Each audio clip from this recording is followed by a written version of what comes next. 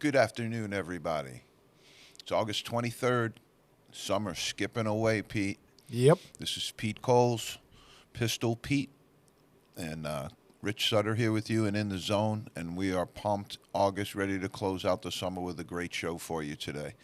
We're excited to be in the studio again, and we're having a Wednesday tape today. So it's a little bit different because this is Pete's fourth in a row, fifth in a row maybe. Today we're trying to get some things done. And so awesome. Awesome to be back with everybody. We're going to jump right in with Feed 'em Fish, Pete. And when we come with Feed 'em Fish, we've talked about this young man before, and I just want to give a brief mention of him in the Feed 'em Fish because he's from New England, and not every day you get a number one player in the nation that comes out of the state of Maine. So I think this is exciting. But Cooper Flagg has reclassified into the new class of 2024. Originally was classed for 2025, has now recommitted to the class of 2024. And what does that mean on the college landscape is that he is going to commit to a school very soon, and a lot of arrows pointing in Durham for the Duke Blue Devils. That would be Christian Leitner, the second type of career. If this young man was to stay for a duration in Durham, that was significant. But he's probably a significant pro prospect. But somebody who might benefit from some time in college basketball as well, might enjoy being a star in college basketball. And the NIL might recreate some of that. But he's 6'10", 6'11", possesses every skill you need in the game of basketball. And this would be huge if he does commit to Durham. He did take an official visit there. An official visit is when a prospect comes out and they get ready to go and make their college decision. Excuse me. They're allowed to have 5 paid official visits where they'll go to campus, meet with the coaching staff, tour the campus, see the facilities, see some of the surrounding campus and some of the areas. And so it's usually a mandated 48-hour period. It's maxed out at 48-hour period. But each young man is allowed to have 5. Anybody who enters into the Division I transfer portal automatically gets back 3. So you could possibly do a total of 8, and their campus visits paid by the campus, and they're nice times when they're really going to try and woo you to come to school there. I think they're going to try and show you a good time as well. So Cooper Flagg was on Duke's campus, had a bunch of Duke paraphernalia on, which I'm sure scared the lights out of every other school that's recruiting him. But I don't think it's a big secret that Duke's in the lead here, and if they were to land him, I think that's going to shake up the landscape of college basketball significantly because Duke, as I said, is amassing great talent, very, very difficult for other schools to maintain and keep up with that. And John Shire and his staff have done an amazing job. I was critical of the hire. I'll go back and say that again. But what they've done on the recruiting trail has been nothing short of amazing. And they've put schools that are traditionally great recruiting schools like Kentucky and Arizona and some of those schools on the back burner. Everybody wants to go to Duke now. That's the number one place to go. And if you look at the NBA is littered with former Duke players such as Jason Tatum and some of the ones just drafted recently, and every single year it seems they get drafted. So wait a minute. Let's back up a little bit. Explain how sure. a player can say they're going to graduate in 2025 and now say they're going to graduate in 2024. Reclassification. Yeah, what is that? How does that work? So when you enter into a prep school, generally, so you're going to postgraduate year, most of these schools that you look at in the landscape now are doing heavy in the postgraduate business. That means you've already completed high school. And once you go into the postgraduate business, you can kind of pick and choose when you're going to graduate.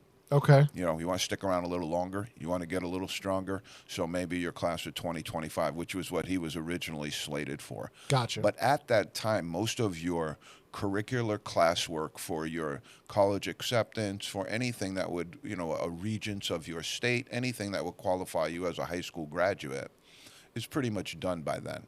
He's probably graduated somewhere. A lot of times, I don't know with him specifically, but a lot of these young men are in prep schools. They graduate and then move on to the other prep school. They'll be in their high school graduate normally and then look for that postgraduate year, which is a fifth year of basketball, sometimes a sixth year of basketball.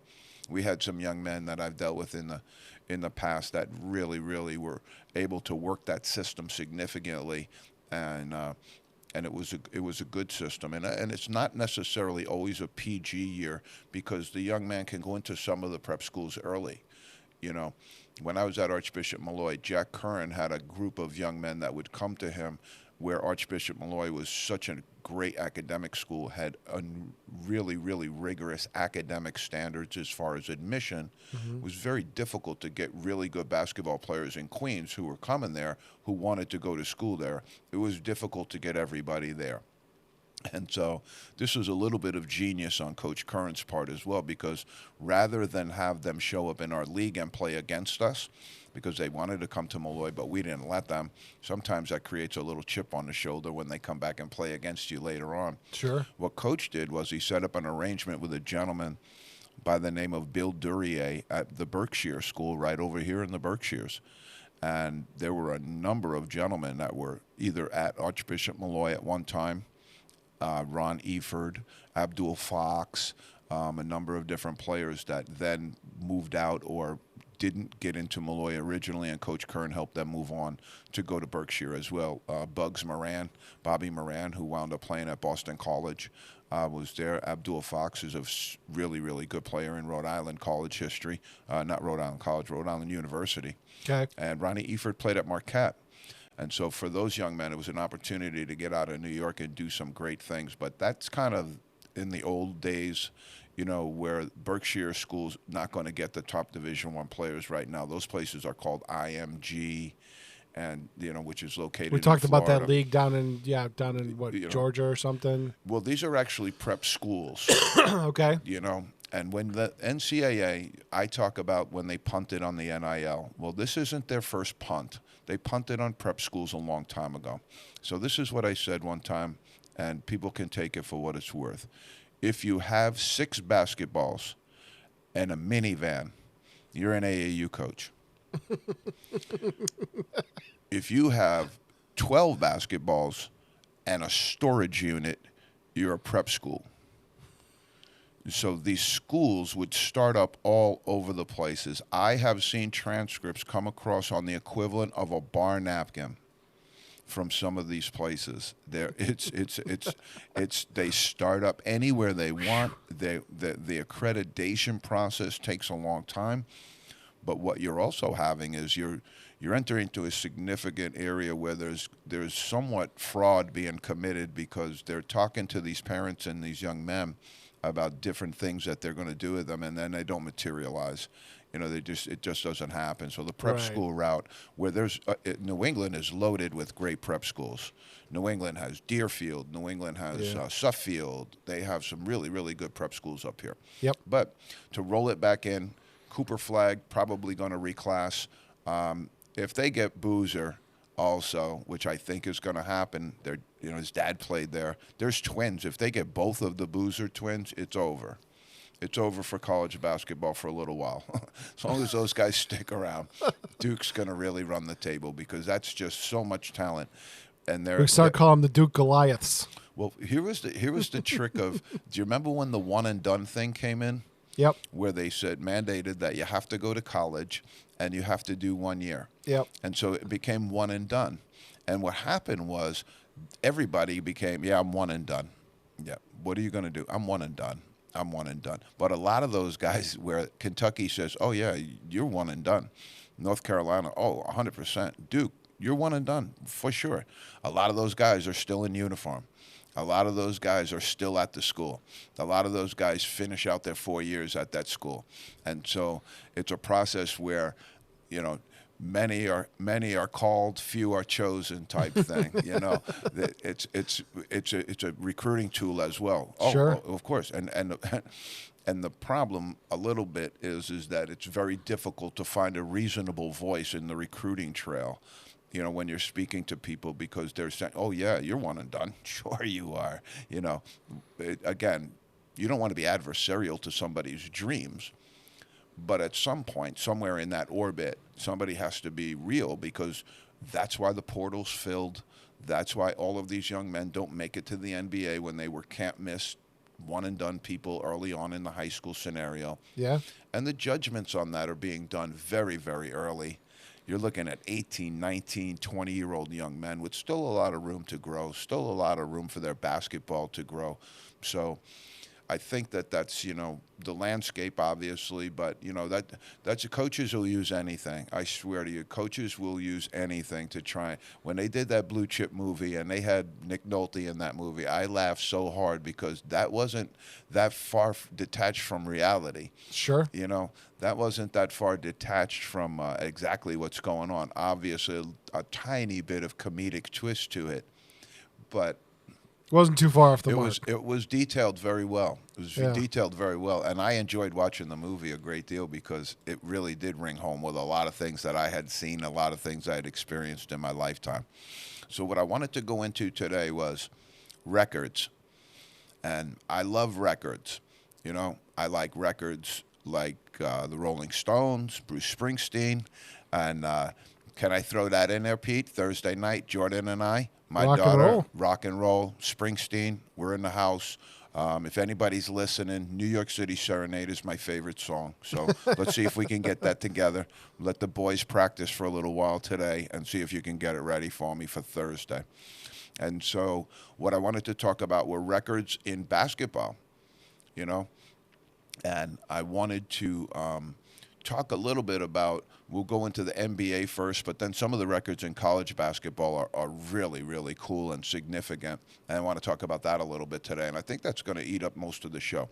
But let's just jump into it, see where we get, and go. So I got one for you right off the get. He's a Celtic, and he's played the most games in NBA history, Pete. What's his name? Most games in NBA history? He's played the most. Uh, I was a little surprised at the number. Danny Ainge? 1,611. Danny Ainge is incorrect. Okay. Bigger. He's bigger. I'm not sure then. Robert Parrish, No kidding. number one. Wow. I'm not exactly sure. I might have been the Golden State Warriors that he started his career with because he wasn't always with the Celtics. Right. But the Chief, Yeah. we're going out. The Chief, number one in all-time games played. Now, I think probably LeBron James, we'll talk about where he is on the list. He's obviously still current player, and he's in the top 10. LeBron is the only current player, and so we can slow down a little bit like that. I believe he's in the 9 hole. Number 2 is Kareem Abdul-Jabbar, right behind Robert Parrish. Started his career with the Milwaukee Bucks. First college basketball game I ever really saw on television was Kareem Abdul-Jabbar against Elvin Hayes' Houston team. And I remember as about an 8-year-old, 9-year-old young man how excited I was to watch that game. And the reason it was so exciting is because I happened to be at my aunt's house. And my aunt's house resided in Manhattan. And Manhattan Parish, where my grandmother and my aunt were from, was from St. Jude's. And that was the same parish that Lou Alcindor's family, and then became Abdul-Jabbar. That's where his family was from. So I was actually in his parish for the big game, one of his first college games of all time for UCLA. And I just remember it being so special, being a young kid and being pumped up, sitting there with a big bowl of popcorn, and everybody was excited to watch the game because he was New York. He was our own, And so to see him on this list, number 2 of all time, unsurprising to me. A very, very storied career. And of all the all-time greats, has to be in the consideration. Has to be in the consideration. Number 3, going to be a little surprise on this one. The greatest dunker that I have ever seen in my life. I ran basketball camps back in New York. I ran a basketball camp for Walt Frazier. I ran a basketball camp for Bernard King. I ran basketball camp for Sam Cassell, John Wallace. And every once in a while, the people who owned the place where we were running the camp, they were running the camp. I just ran it for them. They contracted with the NBA players, and I worked hand in hand with the NBA players to do basketball camp for the week. And so the guy who owns the place comes up to me. He goes, I got bad. And about noontime, he goes, I got really bad news, but we couldn't turn this down. I said, okay, what do you got for me? He says, I need your entire court 3 for the entire afternoon. And I go, mayhem. Right, You just threw mayhem into my ranch. I go, please tell me that this is something I can do. He goes, might be able to utilize it. We have Vince Carter coming in, and he's filming a commercial on court 3. We couldn't turn down the money. And I said, of course not. Of course not, sure. And I'm going to have every one of these kids sit courtside, and what's he going to be doing? In the commercial, he's just dunking. I said, this is perfect. Yeah. And so Do a clinic on dunking. exactly. Well, it was a commercial, and he was just dunking the ball for some reason for the end of the commercial. I'm not sure exactly what it was for. But we sat the entire camp there, and Vince Carter dunked basketballs for like 2 hours in a row. And for an hour, kids just sat there and like, oh, whoa, who? And I mean, there's so many great dunkers in the game of basketball, so many guys who can really get up and put it away. I mean, unbelievable dunkers. But to me, Vince Carter is the number 1 dunker of all time, and that's because I watched him do it 2 hours in a row, and it was unbelievable. Each dunk was better than the next, and he is such a gifted athlete. Number 3 on the all-time chart of NBA games. I was surprised by him seeing his name there. Number 4, Dirk Nowitzki from the Dallas Mavericks. He got his ring. He's 6'10", great shooter of the basketball, but very durable as well, too. You know, you're looking at some of these guys that are playing the game right now. I don't know if you're going to see a whole lot of those guys crack this list. Yep. Unless they stick around for a really long time, because there's 82 games in an NBA season, and when you play 56, that's not 82. So, number 5, this isn't a big surprise to me. This is probably one of the most durable, successful point guards of all time, if not the most successful point guard of all time, John Stockton. We're going to talk a little bit later about his assist record. His assist record is as much of an accomplishment as a scoring record, because when you look at it and we look at the differences, that record I don't think will ever be broken. That record of his assist record is I think is pretty safe for a very, very long time.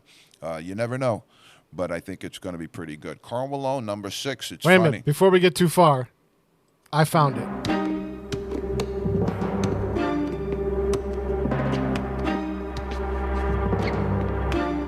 There it is. Bang!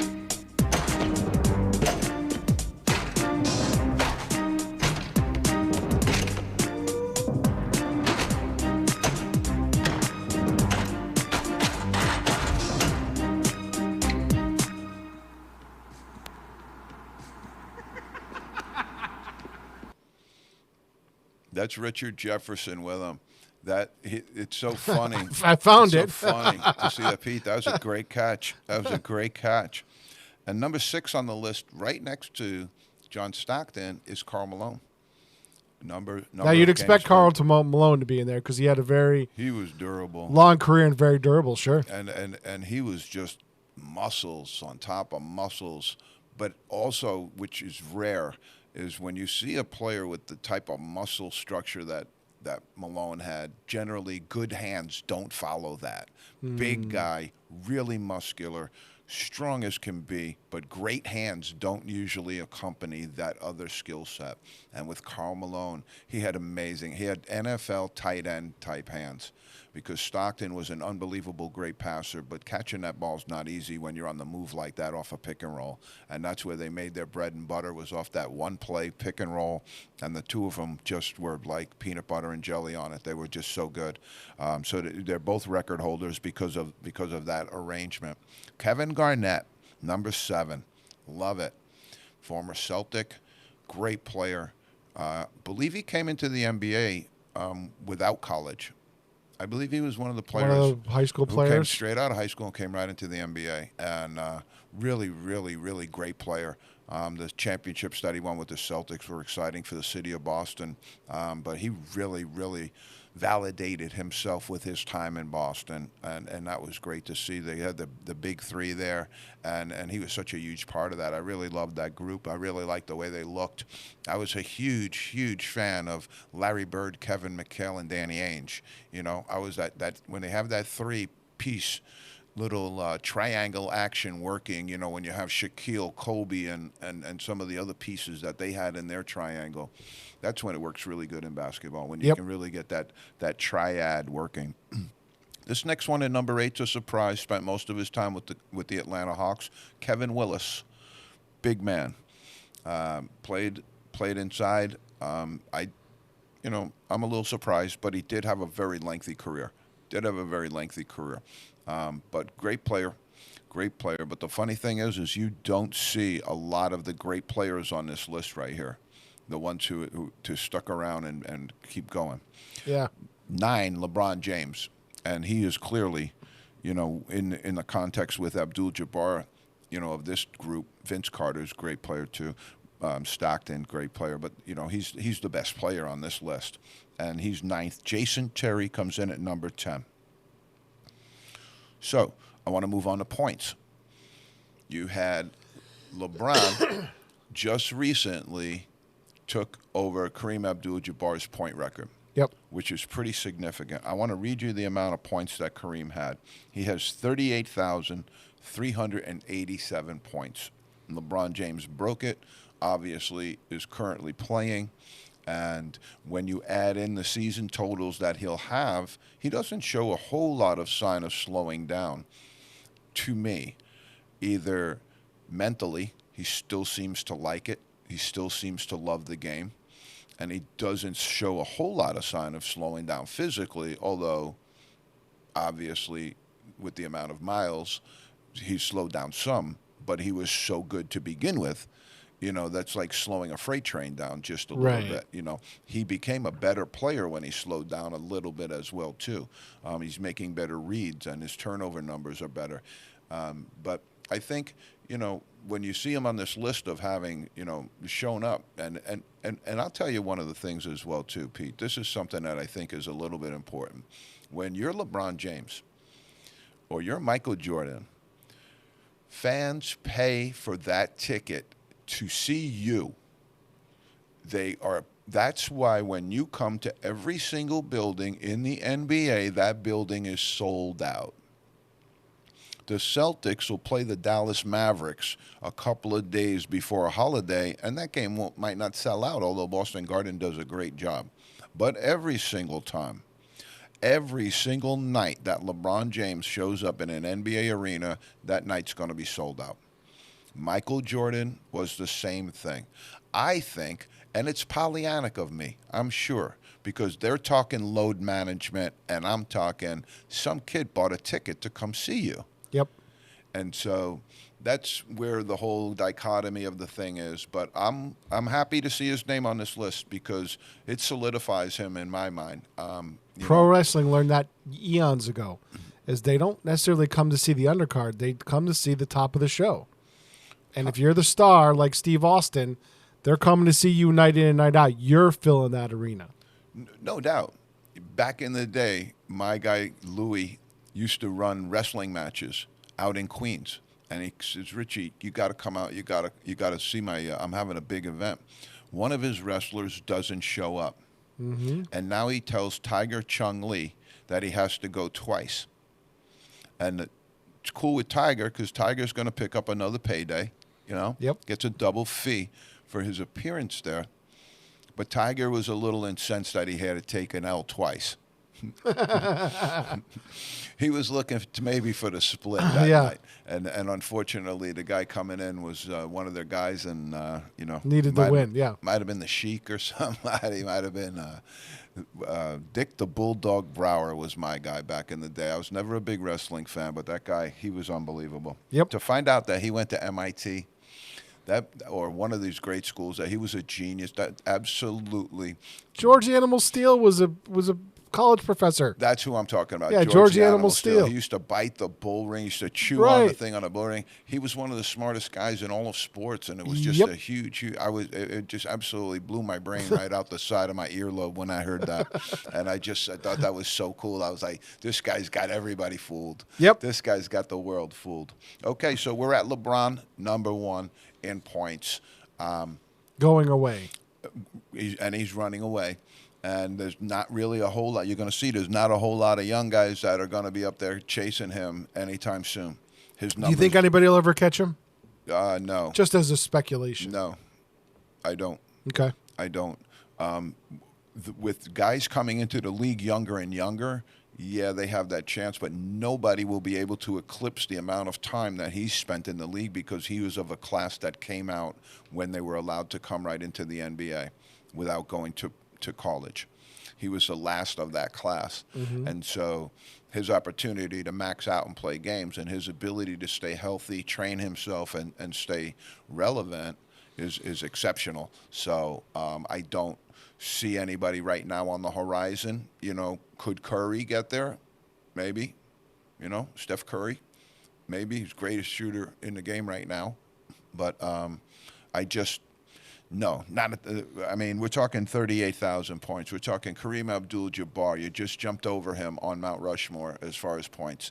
I think that'll stand a while, and I think there's some records that are going to be staying for a little while in the NBA. But at 2, you have, as we said, Kareem Abdul-Jabbar. Interesting at number 3 is Karl Malone. Karl Malone, 3rd on the all-time scoring list in the NBA. I was a little surprised by that he was ahead of Jordan, that he was ahead of Bird. Bird's not even on the top 10 in points. That's the funny piece about it. Well, But Bird, he'd probably top 10 in assists.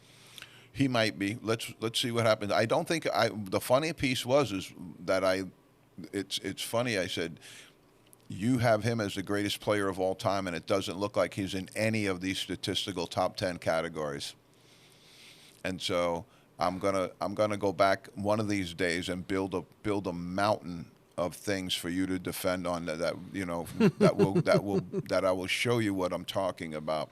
But one of the things I want to talk about also is you're going to see some people on this list that nobody's going to consider, you know, one of the great players of the game of basketball. You know, there might be some difference of opinion on it, but nobody's like, yep, that's Michael Jordan. He's one of the greats. There's nobody questioning he was one of the greats. It's also the amount of shots you take isn't relevant always to how good a basketball player you are. Yeah. You know? Yep. Back in the day, we used to call them chuckers, and now they're like rewarded. That's the mantra now. Don't pass it to anybody. Shoot it every time you touch it because that's how you're going to get to Carnegie Hall, kid. You know, that's what they're telling everybody. It's hard to watch sometimes, especially It's kind of boring basketball. when you go into AAU. Yeah, and it's chuck and duck, baby. It's all over the place. It's just like you better wear a helmet in there because things are flying off the rim and there's nothing going near the rim, and it's just like brick city, and you're sitting there going, this doesn't even resemble a basketball game. Yep. And a lot of that is. A lot of that is the emphasis right now on the three-point shooting, the emphasis that everybody is a three-baller. And as I say to people, you know, and I would say this to young people as well.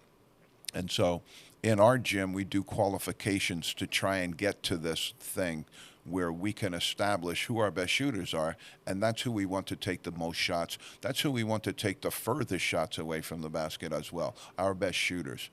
Now, as a coach, that's a difficult line to walk and a nuance to walk a little bit, right? You say, hey, Johnny, don't ever shoot a three, all right? Because we're going to lose every day that you shoot that three ball, okay? You're a nice inside player. You're great around the rim. You've got a great touch, good jump hook, but you're not a three baller. So at that time, are you now dashing this young man's hopes, his dreams, or are you just a common sense basketball coach which says we can't have everybody behind that line unless everybody belongs behind that line? Right. It would be great to have a team where everybody belonged behind that line. And for young coaches out there who are formulating recruiting strategy, that's a Moneyball approach also. You know, the baseball movie Moneyball was a genius movie because it relied on the fact that you have to be able to take your competencies up. You have to be able to raise the levels, and it's mathematical very, very often, your percentages. And so how do you raise your overall percentage of your shooting of your team as you recruit only shooters? You recruit only high-skilled players. See how that works on the defensive end sometimes, but, you know, you might be able to cover that a little bit. All right, so Michael Jordan's not even 4th. Kobe slid in there, number 4. Prolific scorer. Here's a question I want for you, Pete. You have a basketball game. and you have one final shot, and it's worth everything.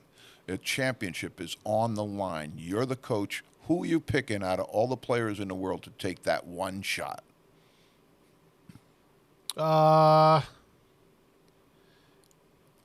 would say either LeBron or Kobe, because Kobe had a knack of finding himself open with a quarter of a second left and just finding that last one little open space to take a shot. I wouldn't pick LeBron. Well, that's what I'm saying. It was Because tough for me because LeBron could go to the hole, but that would take too long. It's going to be an outside shot. It's going to be something that he can't get a dunk. I mean, if you can get him all the way to the rim, you're going to take LeBron every day. You're going to take Michael Jordan. But this is a jump shot. Yeah. You know, it's going to be the end of the game. It's on the wing. I think Bryant's a great choice because in that I've watched LeBron James in that situation defer too many times to somebody else for me to think that he was that guy. So, and what I mean by defer is it was his opportunity. He's the star of the team. He's ready to go. Everything was ready to take the shot, and he didn't take the shot, and instead passed the ball into a situation that wasn't a really good situation for a teammate. Michael Jordan, on the other hand, had situations where he would take the last shot most of the time. But when it was that time where the defense did play strong, he made great reads out of there, and they were set with Jim Kerr and Paxson and those great shooters off the wing. They had that next step vision. And so I think LeBron's a great player, but I'm also going to say that I would pick Larry Bird. Last second shot, there's one guy taking it. I'm taking Larry Bird every day of the week. He was super and clutch. Twice on Sunday. Yep. And he's proven it. And he was great. But the thing about it is what makes that guy, you know, and that's the bright light. What makes that choice for a coach and what makes it that guy? And my thinking as a coach is it's always better if the player really wants the shot. He's your guy. Make or miss. We're going to get it. I'm going to try my best to get you open, and you're going to get open. You're going to try your best to deliver us victory. That's the arrangement that you make. But you want that guy in there. Kobe Bryant wanted that shot. Every single time Kobe Bryant wanted that shot. And that's where I think you want to go if you're a coach. You want somebody that really, really wants that shot. So we're at Jordan at 5, Dirk Nowitzki at 6. Number 7, Wilt Chamberlain. That's huge. The Big Dipper. I thought he'd be higher. And his scoring, if you look at his per season totals, are very, very different, where he averaged 55 points a game for one season. We all have heard about the storied 100-point game versus the New York Knicks. That's a record that I don't think will ever be broken. But Chamberlain was a player that was so dominant, so good that they changed rules around him. They changed rules around Abdul-Jabbar. They changed rules around Chamberlain as well. The University of Kansas used to have an out-of-bounds play where they would stand under the basket and throw it directly over the top of the backboard right onto the top of the rim. And Wilt Chamberlain would just jump up, grab it, and drop the ball in because he played in a college era where there was no dunking. And so he would just take it over the rim. The NCAA people came in and made it illegal for you to throw the ball over the backboard like that. I'm not sure it still is, but you're not allowed to use the backboard necessarily to aid and abet yourself in some kind of way. I'm not sure what the rule was, but that's what they came up with. But when you're a great player, they are going to change rules for you, and that's what I think they did with Wilt. 7 is a little low for him. Shaquille O'Neal, number 8. Now, here's something that I want to give consideration to, and I would probably have to do some more spectacular of our RSS analysis. But how many points do you think Shaquille O'Neal would add to this list if he was just a 20% better free throw shooter? Oh, God, probably 1,000? It'd be a lot. And so you're looking at his numbers and you say, okay, Shaq's at 28, 5, 9, 6. Does he have 30,000 points if he was just a middle-of-the-road free throw shooter? Yeah, right. Because how many shots did he get? Because he was always pounding the paint. To me, the greatest force of nature ever to play basketball. Yeah. The greatest force of nature ever to play basketball. He was bigger and stronger than Wilt Chamberlain. He was bigger and stronger than Jabbar. The only person in my mind, that could ever really, I think it will be you need a time machine, obviously, but I think some of the older guys might have had a better chance with Shaquille, in terms of stopping him because they were real big, strong, physical guys, And so the guys that might have had a better chance with him, like I don't know. But there Willis Reed, Wes Unseld, those guys come to mind because they were big physical specimens. And if you couldn't physically handle Shaquille O'Neal, he was going right over the top of you. Sure, yeah. He was like a tornado that just came over your house. Yep. And as he became a star, the refs started to allow him to really, some of the stuff he used to get away with was crazy, with the physicality and just turning and knocking people out of the way and dunking on them. But no doubt the number one force of nature in the game of basketball, in my opinion. Carmelo Anthony, Syracuse fans are throwing up the orange and the blue right now, celebrating. Carmelo Anthony is one of the guys I said, I don't think you're going to find him on the top 25 all-time basketball list, but he found himself number 9 on the scoring list. And his career, rarely did he get into a playoff situation too deep. I don't think he has any rings. He's certainly maybe what we refer to in the game of basketball now as a bucket. Just a guy who can score all day long, and it's hard to guard, and you can't shut him down, and you got to maybe do some unconventional things in order to defend him, in order to place a defense around him. Carmelo Anthony might be the lead bucket of all time. I'm going to say that. I wasn't always a fan of his game because I think if you're probably definitely not going to see him on this assist list. If it was in his hands, he was going to score. But his career was a little better than people think, too. Went to Syracuse for 1 year, won the national title there. And again, if you're 9th on the all-time scoring list, 10th on the all-time scoring list in NBA, that ain't nothing. That ain't nothing. That he was 9 and 10. And this is my favorite center of all time. Probably, I'm going to go with Willis Reed, my favorite. But this guy was just an absolute great basketball player, completely dominant. And if you want to know why Lefty Driesell coached most of his career with no hair, it's because he signed Moses Malone to a letter of intent to attend Maryland, and that was when Malone turned pro and went into the ABA. Little short while after that, there was a gentleman by the name of Chocolate Thunder Darryl Dawkins, and Dawkins signed with Maryland, ready to go, changed the landscape of college basketball. Malone would have absolutely been national championship contender had he gone to Maryland. And Lefty Driesell lost both of those gentlemen to the pros, and that's why Lefty has no hair, it's, in my opinion. To be right there and have like Moses Malone, we signed him. He's coming, ready to go. And then an NBA or ABA, at that time, an ABA contract came in and grabbed him up. And then to follow it up with Dawkins, who did one of the funniest things I think that's ever happened in NBA history. There was a fight in an NBA game. I want to say it might have been around his rookie season, and some of his teammates really didn't jump in to defend him properly in his mind.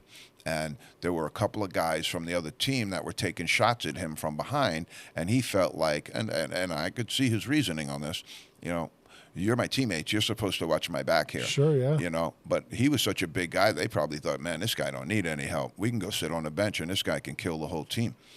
But anyway, he gets ejected from the game.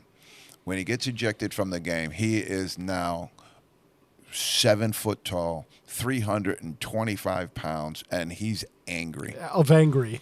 Angry. The first thing he sees when he gets to the locker room is a urinal in the wall. Does the urinal come completely off the wall, Pete? Yes. Yes, it does. Yes, it Without does. much hesitation. Darryl Dawkins just went in there and felt his teammates didn't do the right thing. Another NBA story, Willis Reed got into a fight one time, and you can visibly see the Knicks, who was Dave DeBusschere, pretty tough guy. Bill Bradley didn't want to fight anybody. He was a Rhodes Scholar. He went to Princeton. He didn't want to have any fights. Walt Frazier was too pretty to fight. He's not going to get into any fights, although I think Clyde probably could have handled himself. I mean, he's Clyde. You're not going to scrap with that face. You know, he's too good looking. Earl the Pearl Monroe, he's like, come on, man. I'm the best basketball player in the world. I'm not going to scrap with anybody. But you can see those guys physically turn and go. And Willis Reed takes a bunch of guys. I want to say it was from the Philadelphia 76ers at the time, and he just starts hurling guys over the bench. He just starts wailing on guys, and he basically took on their whole team. And the Knicks just sat there and watched and said, you guys are in trouble now because you got the captain mad. And he just started, it was like unbelievable what he did to it. Like 5 or 6 guys ran up to him and then just ran away. And just ran away. Guy went up, ran up with his hands up, and just said, "Nah, man, I don't want to try this." And that was unbelievable. I'll give you one more, Pete, that just popped into my head. You remember Calvin Murphy? Name sounds familiar. He was 5'9", and he was like a great athlete, but really, really the smallest player in NBA at the time. Yep. But strong, tough, really, really great player, one of the all-time greatest free throw shooters of all time. If we get that far into the list here, I think you're going to see that his name would be right up there in all-time free throw percentage leaders. Calvin Murphy, Niagara University. He's in the NBA. He's got a game against Wilt Chamberlain, the great Wilt Chamberlain, who, in my estimation, is not maybe the greatest basketball player of all time, but is the greatest athlete in American society of all time. Okay? But Calvin Murphy's 5'9". The play goes on. Something happened. Chamberlain went down, did something that Murphy didn't like, and they're running back the other way. And he jumps on Chamberlain's back and jumps and wraps him around his neck. And you can see Chamberlain like looking over his shoulder going, what is this thing that – what just happened here? You know? And Calvin Murphy had no fear of Wilt Chamberlain. I was one of the bravest, most courageous things, or the nuttiest thing I think I'd ever seen in NBA history. But Calvin Murphy jumping onto Danny Ainge with Tree Rollins wasn't too smart either. But my guy, Moses Malone, faux in the number 10 hole. All-time assist, John Stockton. Johnny Stock. Okay, so Jason Kidd is in the 2 spot. Jason Kidd is one of my favorite point guards of all time. Jason Kidd was like Kenny Anderson. So if he's playing basketball, he can tell you if the guy in the 15th row is having a hot dog, what's on the hot dog, and whether he has mustard or ketchup on it.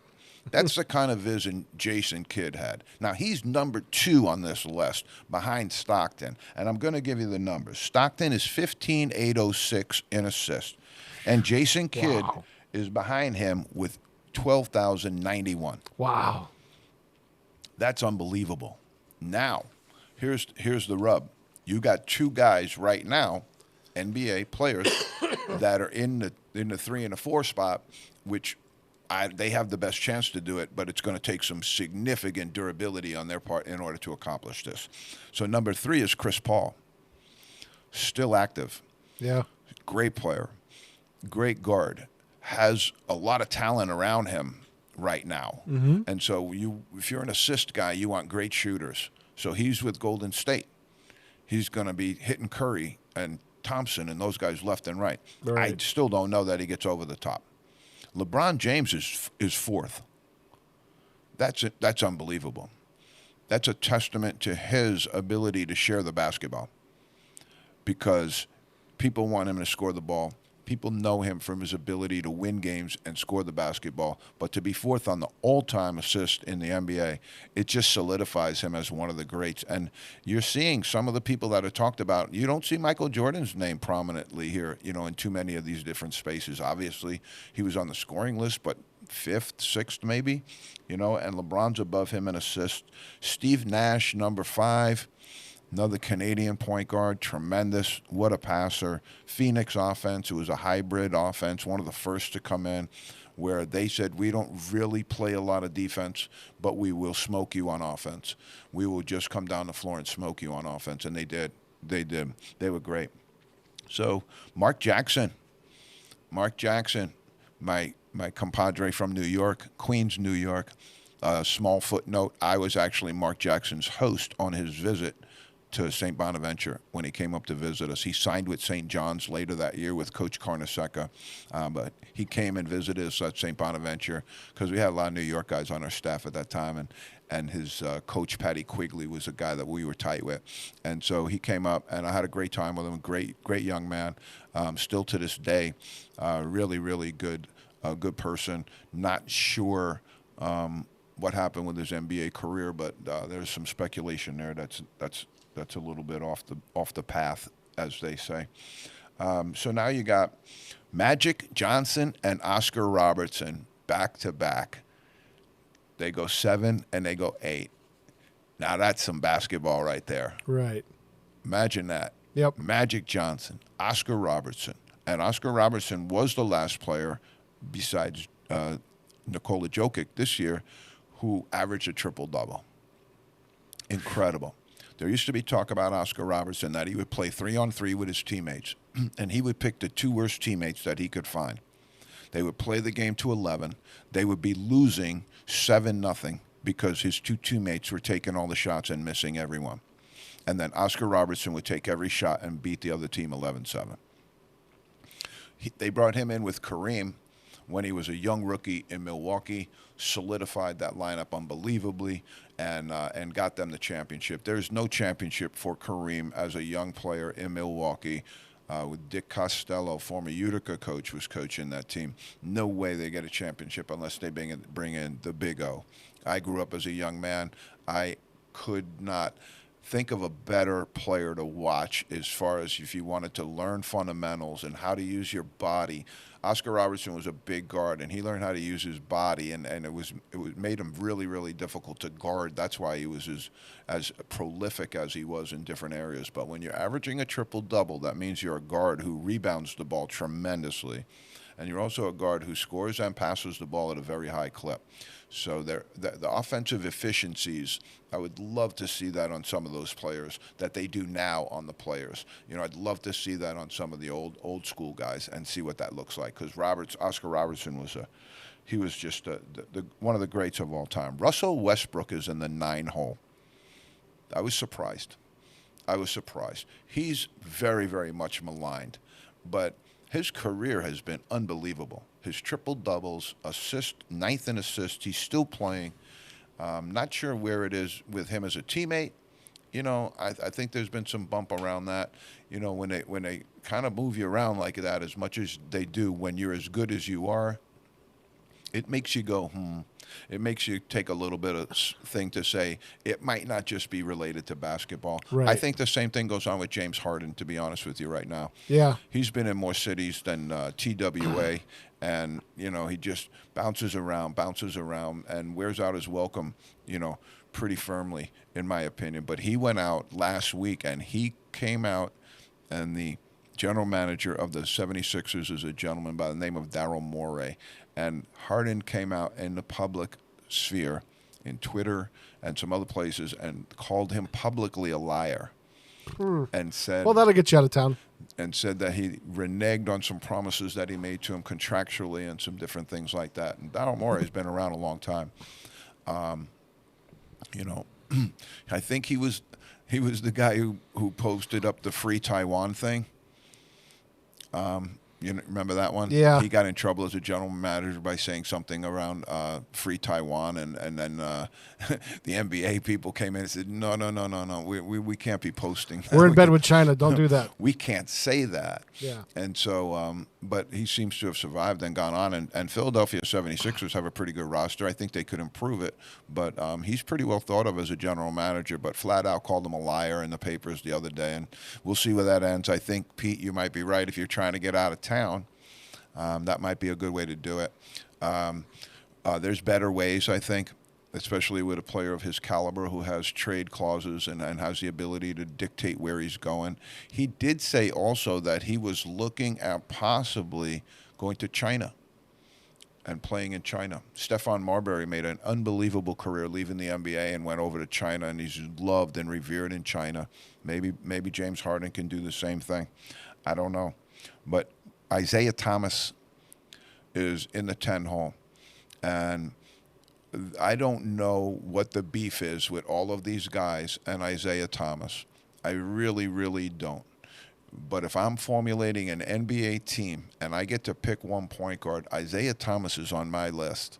He was unbelievable. He had an unbelievable career at Indiana, won the national championship there with Bobby Knight, spent 2 years there, came into the pros, won rings with the Pistons. And I mean, I can't stand what he did to the New York Knicks as a general manager. Right. That was like what they call the dark ages of the Knicks, when he was there as the general manager. But to dispute his ability as a basketball player is just ludicrous. It's crazy. I loved Isaiah Thomas as a player, and I thought he was a great team guy as well, too. And he just doesn't have one ring. With the Detroit Pistons, they got multiple rings. And you're talking about Bill Laimbeer. Bill Laimbeer couldn't throw the ball in the ocean. Rick Mahorn, he couldn't hit a bull in the butt with a fiddle.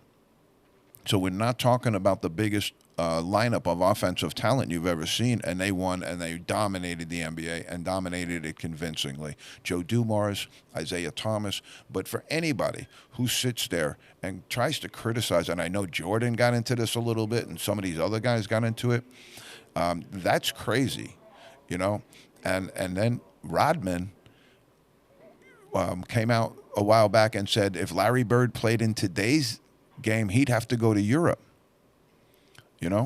And so I don't know where all this stuff comes from with some of these older guys, that they got these bitter kind of entanglements with each other. But to say Isaiah Thomas isn't a great player and to say Larry Bird would have to play in Europe, Dennis Rodman couldn't throw the ball in the ocean. There's a reason they didn't put him in the offense, because he couldn't score. Right. It wasn't by choice. He couldn't shoot, period. This is basketball. You can't shoot. And now you're saying Larry Bird, the greatest shooter of the basketball, possibly in a game, the three-point shooting contest, all of those things would have to go to Europe? I guess. Maybe he should get back to hanging out with the Hollywood Madonna and those people, because you come knocking on Larry Bird's door, I got to be honest with you, you got to have better than that. You come knocking on Larry Bird's door, you got to have a better offensive skill set than Dennis Rodman had. Dennis Rodman was a great defender, maybe one of the greatest defenders in NBA history. Yep. But for him, of all people, couldn't throw the ball into the Atlantic Ocean. To criticize Larry Bird is absolutely ludicrous. Absolutely ludicrous. We should have fished him with that today. But I wanted to jump off on a positive note with Cooper Flagg, because I love Cooper Flagg. But Rodman, be careful. Be careful, Rodman. Boston, they don't like their heroes challenged like that. And that was a ludicrous statement. You don't have to think Larry Bird is the greatest basketball player of all time. But that statement was absolutely intellectually bereft. Steals. All right, great category here. Steals. Who's the all-time leading steal person? I think it's going to surprise people. Johnny Stockton. He leads the league in assists and leads the league in steals. So I think, some of his records are just unbelievable. Number 2, Jason Kidd. How about that? Do you think there's a correlation there? You got the number 1 and 2 assist leaders of all time are also number 1 and 2 in steals. It's vision. Best hands and best vision of the court. Yeah. It's the ability to see what the other guy doesn't see. It's chess. It's the ability to be able to be one move ahead of where the other person is. Well, in your brain, you can visualize where they're going and then be there before they get there. No doubt. The mind is a computer. The computer is built off the human mind. And so, in my opinion anyway, nobody ever told me that, but that's just my opinion. Yep. And so you sit there and you watch a basketball player make reads like a computer does, and you watch who makes the right reads at the higher percentage of making those reads, and then you say, how can you not say they're the most intelligent as well? Because they're making the proper reads. And so I think when it comes to that, when you're assists and steals and you're number 1 and 2, I think that's not an anomaly. I think there's a reason for that. And I think it's vision, it's anticipation, it's the ability to be one step ahead of your opponent. Okay. Number 3 is Chris Paul. Again, 3rd on the assist list, 3rd on the steal list. Michael Jordan's number 4. Not bad. Not bad. He was incredible. His ability to play the passing lanes was just absolutely incredible. And something that people, when you give consideration to who's the greatest player of all time, I don't know the exact number, but I would say in at least 10 of Michael Jordan's seasons, he was voted to the all-defensive team. And so when you're playing hard and giving everything you got on both sides of the basketball, that's what makes a great basketball player to me. Yep. If you're a player like Carmelo Anthony, who's in the 9 hole, who never played a lick of defense in his life, I can't consider you one of the great players of all time. I just can't do it. And so that's why I have such great respect for Michael Jordan, because he played the game the right way. He played both sides of the basketball with integrity. And to see him on the steals list here, right about where he is not surprising. This one will surprise nobody. Number 5, Gary the Glove Payton. When they call you the Glove, there's a reason, because he was a glove. I would say people will argue he might have been the greatest defensive player to play the game. And with his offensive skill set, certainly one of the greatest combos, but his defense was well known. Again, the Glove. Maurice Cheeks from the 76ers. He was fast, great passer. I'm surprised we didn't see him on the assist list, but I don't think his career was – I don't think he had the longevity that you would need for something like that. I bet you Mo was top 20. I bet you he's in the top 20. Yeah, he was great. He was a great passer. He made that team go, and Moses Malone was his big guy, so he had a ton of assists just dumping. Here's the thing that I wanted to kind of illuminate to the people here as well. An assist is something that leads directly to a basket. It means if LeBron James throws it up the court and he throws it to Steph Curry dribbles it 2 times and lays it up, that's not really an assist. Now, back in the day, they said Magic Johnson in the Forum, when he was getting triple doubles and crazy assist numbers, they said if he took the ball out of bounds, they gave him an assist. So, but there is that attribution, but the actual attribution is it has to lead to a basket without a dribble. And so I don't know how much of the NBA is a little bit fluffed in that area too. So it could be a little bit fuzzy math. I think we're going to have to get into next week in order to do a little bit more of this, but then get into the college ranks as well. Because this ate up the whole show. Yep. All right. So let's finish with steals, and then we'll go. All right. So Scottie Pippen, number 7, Michael Jordan's teammate. Clyde Drexler, number 8. LeBron James, number 9, he gives you enough information and enough data to include him as the best. Yeah. If you want to build an argument, LeBron James has given you some numbers, some data, some career material in order to work with. And it makes it difficult to defend. It makes it difficult to say somebody else is greater than this young man, because he's really unbelievable. Also, 10th, you're going to be a tiny bit surprised by this, but maybe not. You don't see centers generally have a lot of steals. Hakeem Olajuwon is number 10th all-time in steals. A lot of those came from the post, but he was just a great gazelle of an athlete. Yeah. And one of those, like Bill Russell was an undersized center. He was nowhere near as big as Chamberlain, This guy was an undersized center as well, too. Olajuwon was for NBA standards, was an undersized center, and he caused havoc in the NBA. I loved him as a player. So we'll wrap it there. We've got a minute left, and so just want to head in and kind of give people what we're looking for as we move into September. Yep. And what we're doing. I have sent out our first guest offer requests. Okay. I'm not going to name anybody, but they'd be unbelievable if we got them. But we'll get somebody for sure. So we're going to start to move into September and maybe catch a late August here if we could, and start to have some guests for you. And then we're also going to get around to some practices that are occurring here locally, like at UMass, at Boston College, at some of the local colleges, just to get a feel for what they're doing, how their practices are going, and how their season's starting to look. Because Jeff Goodman's got his almanac ready and out. His way too early top 25 is out. It's never too early to talk hoops. We'll be back next week. Thanks for joining us, and we're in the zone, baby.